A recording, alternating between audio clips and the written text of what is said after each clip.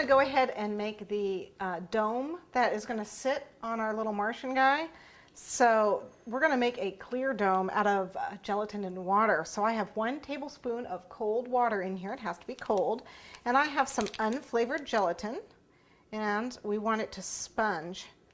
So we need to add 2 teaspoons of unflavored gelatin. Sprinkle it over our tablespoon of cold water. In case you didn't know, it's, whoops, it's a little too much. Let me pour that off.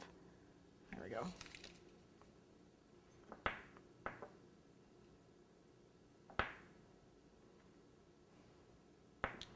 Get that all in there and let it sponge and absorb.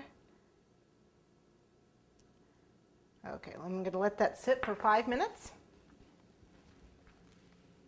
Okay, now that this has sponged, it's absorbed the cold water has absorbed the gelatin. We're going to go ahead and put it in the microwave just for a few seconds. It doesn't take very much, less than 10 seconds. You don't want it to boil or you're going to ruin it. You have to start over again.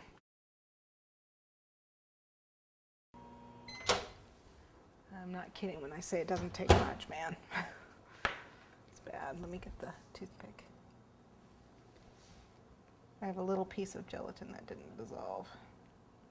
Looks like it didn't quite sponge, so I'm going to get rid of it. Just didn't sponge. Okay. You don't want to get any air bubbles in it. And any gelatin that didn't dissolve, I'm just going to go ahead and remove. There's another little piece that didn't dissolve, so I'm just going to take it out. At this point, I'm just going to take my ornament, just half of it. Make sure it's nice and clean. I only need half of it.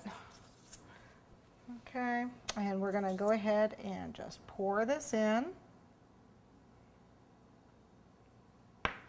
And it's going to cool as we turn it around. For those of you that know how to do, gelatin flowers, this is very similar to doing a gelatin flower, except that you're using wires with those.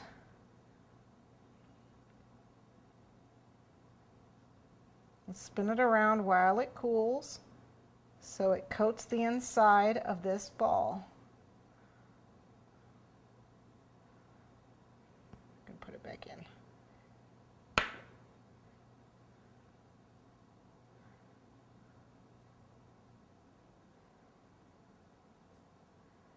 And it's going to be nice and clear.